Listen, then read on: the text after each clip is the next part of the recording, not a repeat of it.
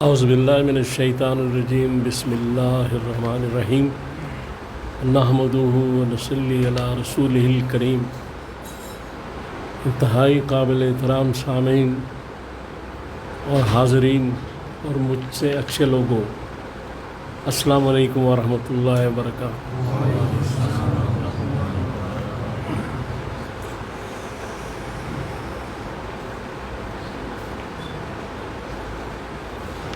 آج جو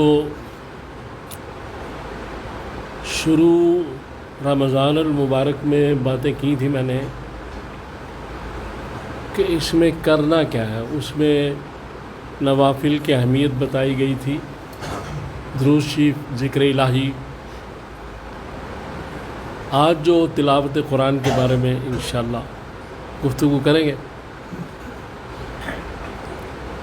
تو اس میں آج جو احادیث زیادہ تر معارف الحدیث جلد پنجم سے ہیں، اس میں پہلی حدیث ہے جس کا نمبر 40 ہے، 40، اور یہ جو حدیث ہے یہ ترمذی کی ہے۔ اس میں رسول اللہ صلی اللہ تعالیٰ علیہ وسلم نے فرمایا کہ جو آدمی بھی قرآن کی تلاوت کرے گا اس کو ہر حرف پہ ایک نیکی یعنی برابر 10 نیکی ثواب ملے گا۔ اور آپ نے وضاحت میں فرمایا کہ میں یہ نہیں کہتا کہ الف لام میم ایک حرف ہے، بلکہ الف ایک حرف ہے، لام ایک حرف ہے اور میم ایک حرف ہے۔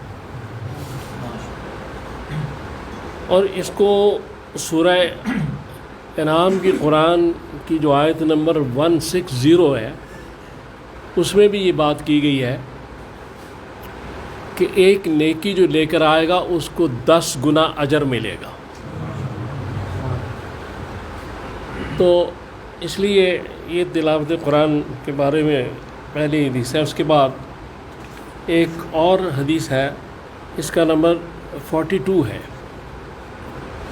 اس میں کہا گیا ہے کہ جو قرآن بڑی روانی کے ساتھ پڑھتا ہے، جو قرآن کا ماہر ہے، ایکسپرٹ ہے، اس کا حشر جو ہے معزز فرشتوں کے ساتھ ہوگا۔ اور جو قرآن ابھی لرننگ میں ہے، سٹارٹر ہے، پڑھ رہا ہے، اٹک اٹک کے پڑھتا ہے، تو اس کو 2 اجر ملیں گے، ایک اجر تلاوت کا اور دوسرا اٹک اٹک کے پڑھنے کا۔ یعنی ذرا نوازش اور کرم دیکھیں ادھر سے۔ اس کے بعد جو یہ حدیث پاک ہے، اس میں 46 نمبر ہے اس کا، کہ اس سورہ فاتحہ کے جو فضائل ہیں اس میں یہ بات ہے کہ رسول اللہ صلی اللہ علیہ وسلم نے فرمایا ایک صحابی سے کہ تمہیں ایک ایسی صورت بتاؤں کہ جس کی مثل نہ قرآن میں ہے، نہ زبور میں ہے، نہ تورات میں ہے، نہ انجیل میں ہے، اور وہ ہے سورہ فاتحہ، جو ہر نماز میں پڑھی جاتی ہے۔ یہ اس کی فضیلت ہے۔ اور ایک حدیث پاک میں ہے کہ ہر بیماری کے لیے شفا بھی ہے۔ اس کے بعد یہ اس سلسلے کی آخری جو حدیث ہے، یہ اس کا نمبر 57 ہے۔ یہ ساری معارف الحدیث کی جلد پنجم سے حدیث ہے۔ تو اس میں یہ ہے کہ بعض صورتوں کے یعنی ثواب کتنا ہے۔ سورہ زلزال جو ہے یہ اگر 2 دفعہ پڑھی جائے تو پورے قرآن کا ثواب۔ سورہ اخلاص 3 دفعہ پڑھی جائے تو پورے قرآن کا ثواب۔ سورۃ الکافرون 4 دفعہ پڑھی جائے تو پورے قرآن کا ثواب۔ یعنی یہ قرآن کا ثواب ہے، لیکن پورا قرآن نہیں۔ پورا قرآن سورہ فاتحہ سے سورہ ناس تک ہوگا، لیکن ثواب اس کے برابر دے دیا جائے گا۔ اب اس میں جو ایک بات ہے کہ جو حروف پڑھے جاتے ہیں قرآن کے تلاوت میں، ان میں بعض الفاظ پسندیدہ بھی ہیں، اچھے نہیں ہیں۔ تلاوت میں کسی کافر کا نام آ گیا، کوئی ایسی چیز آ گئی، لیکن یہ دیکھیں کہ یہ ایک قرآن کی بہت جتنی برکات ہے، ان میں سے سب سے بڑی برکت یہ ہے کہ تلاوت کی وجہ سے، قرآن کی تلاوت کی وجہ سے، قرآن کے اندر وہ الفاظ پڑھے جائیں گے تو ان کے بھی ہر حرف پر 10 نیکی، یعنی اتنی مقدس کتاب ہے، یہ اتنی پاک کتاب ہے، چونکہ یہ گفتگو ہے قدوس کی، یہ گفتگو ہے خالق طہارت اور پاکیزگی کی، یہ گفتگو ہے جس نے ساری پاکیزگیاں پیدا کی، اور زبان ہے سرور کائنات صلی اللہ تعالیٰ علیہ وسلم، لاکھوں کروڑوں درود و سلام ہو آپ پر، ان کی زبان سے الفاظ نکلے ہیں، لہٰذا کسی قسم کا بھی جو حرف آئے گا اس پر 10 نیکی دی جائے گی۔ تو یہ قرآن جو ہے یہ کتنی زبردست چیز ہے، اس کے کتنے فوائد ہیں، کتنے فضائل ہیں، لیکن ہم اس کو بھولے ہوئے ہیں۔ اور یہ مقصد ہے کہ ایک سورہ فرقان کی آیت نمبر 30 جو ہے، اس میں رسول اللہ صلی اللہ علیہ وسلم قیامت والے دن مفہوم اس کا یہ ہے کہ اللہ سے فرمائیں گے کہ یہ وہ میری امت ہے جس نے قرآن پڑھنا چھوڑ دیا تھا، تو اس لیے اس چیز سے بچنا بڑا ضروری ہے۔ قرآن جو ہے اس کو پڑھتے رہنا چاہیے، اگر اس کو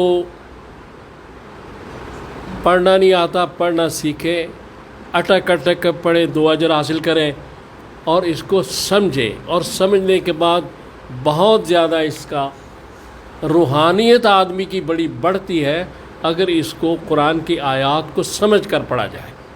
چونکہ ایک حدیث پاک میں ابو داؤد کی حدیث ہے کہ رسول اللہ صلی اللہ علیہ وسلم نے ابو ذر سے فرمایا، ابو ذر رضی اللہ تعالیٰ عنہ سے، کہ اگر تم قرآن کی ایک آیت سیکھ لو تو 100 رکعت نفل سے بہتر ہے۔ یعنی اس کو سیکھنا، اس کو سمجھنا کتنی بڑی بات ہے، 100 رکعت نفل اور ایک قرآن کی آیت کو سیکھنا، تو ہم آج اس سے کتنا دور ہیں۔ اس کے بعد قرآن پاک کی سورہ یونس کی آیت نمبر 57 میں ایک بات کی گئی ہے کہ یہ دلوں کے جو روگ ہے، دلوں کی جو بیماریاں ہیں، ان کی شفا ہے قرآن، یعنی تزکیہ نفس ہے، قرآن تزکیہ نفس ہے۔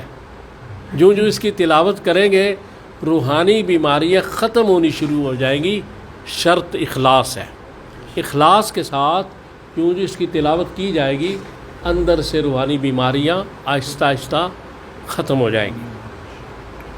اس کے بعد یہ سورۃ البقرہ کی آیت نمبر 74 میں ایک بات کی گئی ہے، اللہ تعالیٰ فرماتے ہیں کہ تمہارے جو دل ہیں وہ اتنے سخت ہو گئے ہیں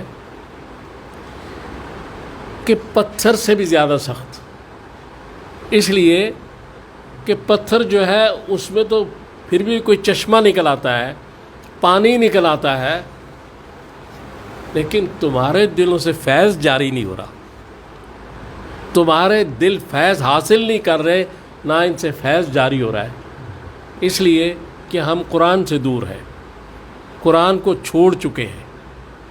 جتنا اس طرف بڑھیں گے یہ سارے معاملات ٹھیک ہوتے جائیں گے۔ اور جو دل جو ہے وہ پتھر کیوں ہوتا ہے؟ اسی لیے ہوتا ہے کہ جب ہم اللہ اور اس کے رسول کے احکامات سے منہ موڑتے، اللہ کی جو روب ہے وہ ہمارے دلوں سے جب نکل جاتا ہے تو پھر دل سخت ہو جاتا ہے. جوں اللہ کا روب قائم ہوتا ہے، خشیت اللہ جو ہے اس کا یہ ہے کہ پہاڑ بھی لرز جاتے ہیں، پہاڑ ریزہ ہو جاتے ہیں، اور اسی آیت میں ہے کہ پتھر بھی گر پڑتے اللہ کے روب اور دبدبے سے. پھر اس کے بعد یہ چیز ہے کہ یہ اپنا سورہ جو ہے یہ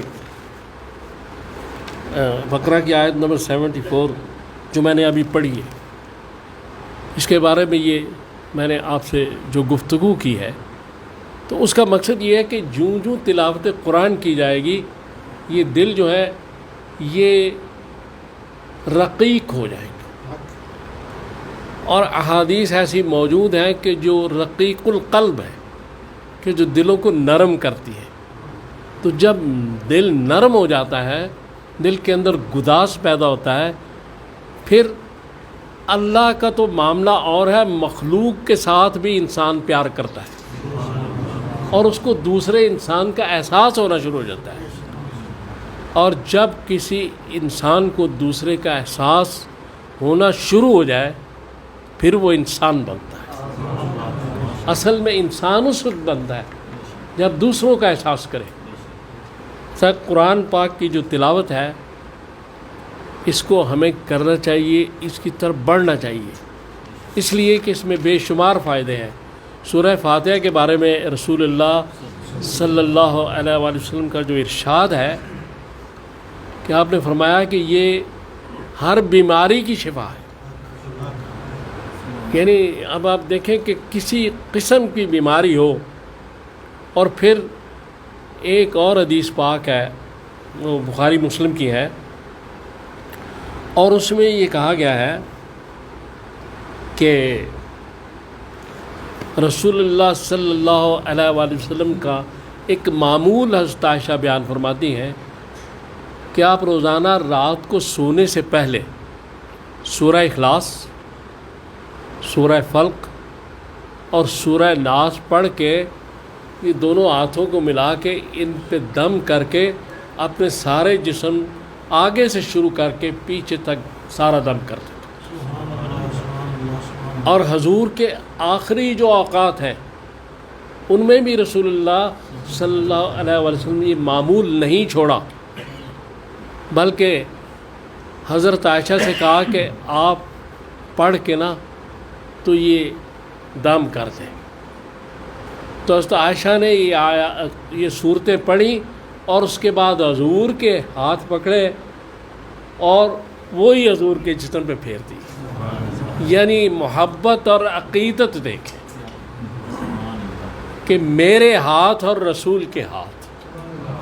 بیوی ہیں لیکن کیا ادب ہے، کیا احترام ہے، کیا محبت ہے، کیا عقیدت ہے. تو اللہ تعالیٰ سے دعا کریں کہ اللہ تعالیٰ مجھے اور آپ کو توفیق دے کہ ہم تلاوت قرآن بھی کریں اور اس پر عمل بھی کریں، کیونکہ عمل بہت ضروری ہے. اور عمل ہی جو قرآن پر ہے یہ رسول اللہ صلی اللہ علیہ وسلم اور اللہ سے محبت کا اظہار ہے. صلی اللہ تعالیٰ علیہ خیر خلقہ محمد و آلہ وصحبہ.